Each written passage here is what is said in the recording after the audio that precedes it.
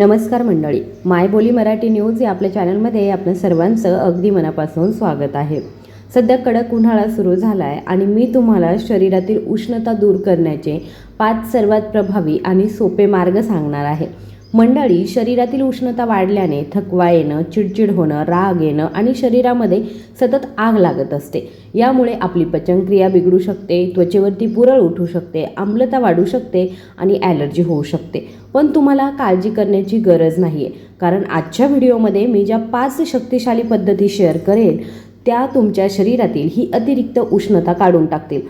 आज मी ज्या सर्व पद्धती शेअर करणार आहे त्या पूर्णपणे नैसर्गिक आहेत आणि आयुर्वेदाच्या सिद्ध तत्वांवरती आधारित आहे।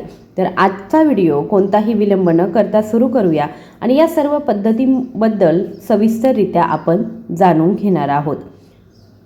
मंडळी, शरीरातील उष्णता वाढणं म्हणजे शरीरामध्ये पित्तविकार वाढणं। जर असंतुलन असेल म्हणजे त्यांचं संतुलन बिघडलं असेल तर अनेक प्रकारची लक्षणं दिसू लागतात। सर्वप्रथम तुम्हाला चिडचिड होते, तुम्हाला राग येऊ लागतो, निराशा वाढते आणि संयम कमी होतो। याशिवाय अपचन आणि कधीकधी पोटात अल्सरमुळे देखील आम्लता होऊ शकते। यानंतर त्वचेच्या समस्या येतात, ज्यामध्ये तुम्हाला मुरूम, पुरळ आणि त्याचबरोबर लालसरपणा, ॲलर्जी, खाज इत्यादी तक्रारी दिसतात। ही सर्व लक्षणं खूप सामान्य आहेत आणि बहुतेकदा शरीरामध्ये वाढत्या उष्णतेमुळे ते दिसून येतात। मंडळी, शरीरातील वाढत्या उष्णतेचा एक परिणाम तुमच्या यकृतावर देखील होतो आणि त्यामुळे यकृतामध्ये जळजळ होते आणि त्याचमुळे तुमच्या शरीराच्या अनेक कार्यांवरती परिणाम होऊ लागतो। यामुळे तुमच्या पचनावरही नकारात्मक परिणाम होतो। परंतु ही सर्व लक्षणे ऐकल्यानंतर तुम्हाला घाबरण्याची गरज नाही आहे, कारण काही सोप्या पद्धतींनी तुम्ही तुमच्या शरीराची ही वाढलेली उष्णता देखील कमी करू शकता। तर प्रथम पहिल्या उपायाबद्दल आपण जाणून घेऊया, जो तुमच्या शरीरातील उष्णता नियंत्रित करण्यास मदत करेल। उष्णता नियंत्रित करण्यास आणि कमी करण्यास खूप मदत करतो हा उपाय। मंडळी, जर तुमच्या शरीरातील उष्णता खूप जास्त असेल तर सर्वप्रथम तुम्ही तुमच्या आहारामध्ये थंड आणि हायड्रेटिंग पदार्थांचा समावेश करावा।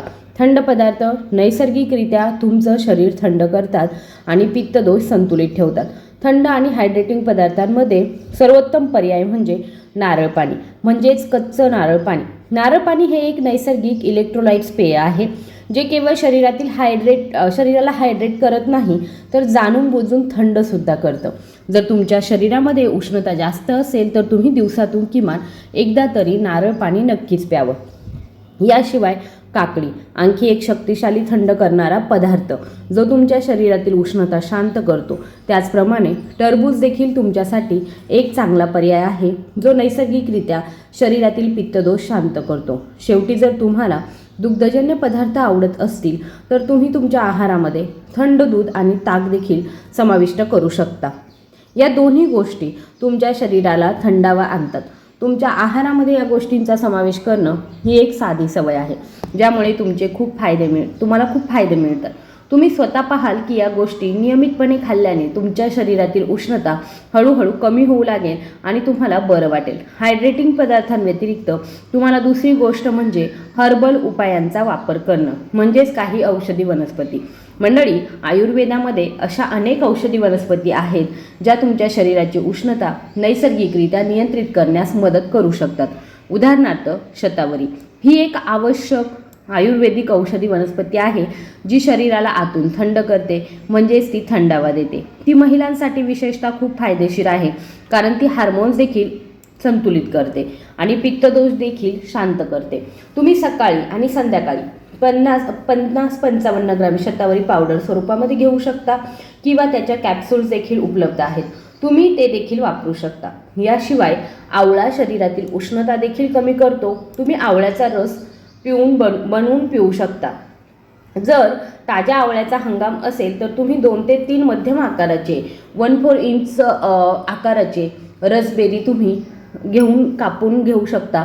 त्याच्या बिया काढून टाकायच्या आहे। आता हे तुकडे 1 ग्लास पाण्यामध्ये टाका आणि मिक्सरमध्ये मिसळा। नंतर ते एका ग्लासमध्ये ओता आणि वर थोडीशी साखर घाला आणि ते प्या। तथापि जर तुम्हाला ताजे आवळा जे आहेत त्यांचा हंगाम नसेल तर तुम्ही त्यांची पावडर देखील वापरू शकता। पावडरसाठी तुम्ही रात्री झोपण्यापूर्वी किंवा सकाळी रिकाम्या पोटी 5 ग्रॅम पावडर पाण्यासोबत घेऊ शकता। तुमच्या शरीरातील उष्णता थंड करू शकणारी तिसरी औषधी वनस्पती म्हणजे बडीशेप। मंडळी, एका जातीची बडीशेपमध्ये नैसर्गिक थंडावा देणारे गुणधर्म आहेत। तुम्ही ते 1 चमचा घेऊन रात्रभर पाण्यात भिजवून सकाळी पिऊ शकता, किंवा तुम्ही ते उकळून घेऊ शकता किंवा काढा बनवू शकता आणि वापरू शकता। त्याचप्रमाणे धने बियाणे हे देखील आणखी एक चांगली थंडावा देणारी औषधी वनस्पती आहे, जी पित्त विकार शांत करते। रात्री 1 चमचा धने बियाणे पाण्यात भिजवून सकाळी प्या। पाणी गाळून घ्या आणि सकाळी प्या। अन्यथा तुम्हाला हवे असल्यास तुम्ही ते उकळून काढा बनवू शकता आणि वापरू शकता। मंडळी, या सर्व खूप चांगल्या थंडावा देणाऱ्या औषधी वनस्पती आहेत। औषधी वनस्पती शरीराच्या आतून पित्त दोष शांत करतात। तथापि माझा सल्ला आहे की आजपासून तुमच्या दिवसाची सुरुवात बडीशेप किंवा धने पाण्याने करा। हे शरीरातील उष्णता खूप सहज कमी करण्यास मदत करतात आणि जास्त खर्चाचे सुद्धा नाही आहेत। जर हे काम करत नसेल तर तुम्ही शतावरी, आवळा रस किंवा मग मी उल्लेख केलेले इतर घटक वापरून पाहू शकता। मंडळी, उष्णता कमी करणारे पदार्थ आणि औषधी वनस्पती वापरणं जितकं महत्त्वाचं आहे, तितकंच तुमच्या शरीरातील उष्णता जास्त असल्यास काही पदार्थ टाळणं देखील तितकंच महत्त्वाचं आहे। उदाहरणार्थ, तुम्ही मिरच्या, मसालेदार पदार्थ, तळलेले पदार्थ किंवा जास्त मीठ असलेले पदार्थ जसे की फ्रेंच फ्राईज, प्रक्रिया केलेले चिप्स किंवा ब्रेडसारखे जास्त मीठ असलेले स्नॅक्स खाऊ नये। हे पदार्थ पित्तदोष वाढवतात आणि शरीरातील असंतुलन निर्माण करत असतात, ज्यामुळे शरीराचे अंतर्गत तापमान वाढते आणि वाढत्या उष्णतेमुळे तुम्हाला ही लक्षणे जाणवू लागतात। म्हणून तुम्ही तुमच्या आहारामध्ये असे पदार्थ समाविष्ट करावेत। शरीरातील उष्णता वाढवणाऱ्या गोष्टी तुम्ही करू नयेत आणि त्या कोणत्या गोष्टी आहेत ज्या वाढवतात। मी तुम्हाला सांगितलं आहे की तुम्ही तळलेले पदार्थ, मसालेदार पदार्थ, जास्त मिरची असलेले पदार्थ आणि प्रक्रिया केलेले पदार्थ खाऊ नयेत। मंडळी, इतर प्रत्येक गोष्टीप्रमाणे आपल्या दैनंदिन सवयी आणि जीवनशैलीतील घटक देखील आपल्या शरीराच्या उष्णतेवर परिणाम करतात। जर तुमची जीवनशैली अशी असेल की त्यामुळे शरीरामध्ये जास्त उष्णता निर्माण होते, तर तुम्हाला तुमच्या जीवनशैलीमध्ये आणि सवयींमध्ये काही छोटे बदल करावे लागतील, ज्यामुळे तुम्हाला मोठे फायदे मिळतील।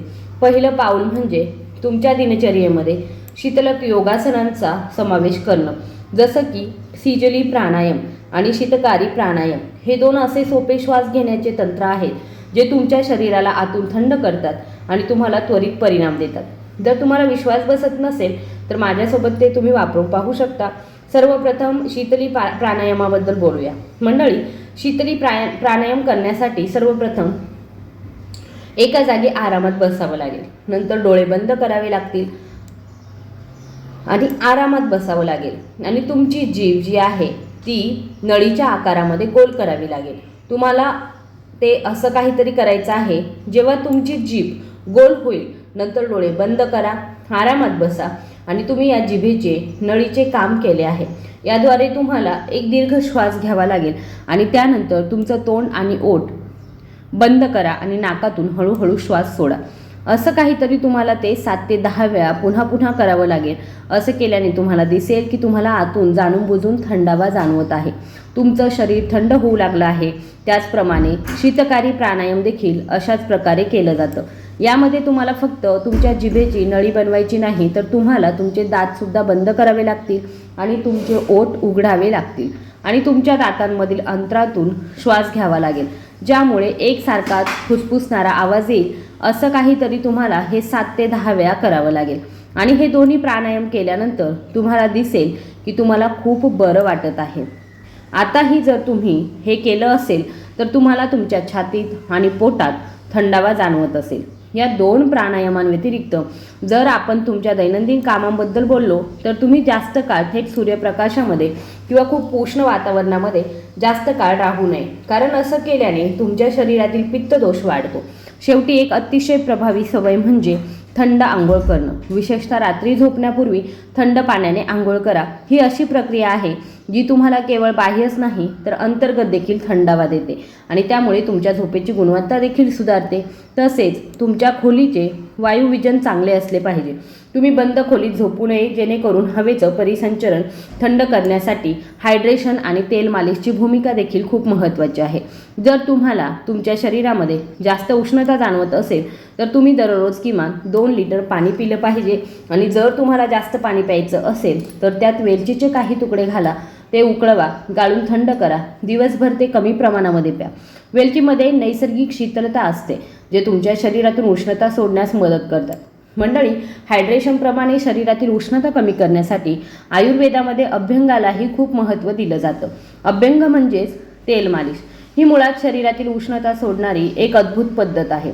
शरीरातील उष्णता कमी करण्यासाठी तुम्ही नारळ तेल, देशी तूप किंवा चंदन तेल वापरू शकता. या तेलांचं वैशिष्ट्य म्हणजे त्यांच्यात नैसर्गिक थंडावा देणारे गुणधर्म आहेत.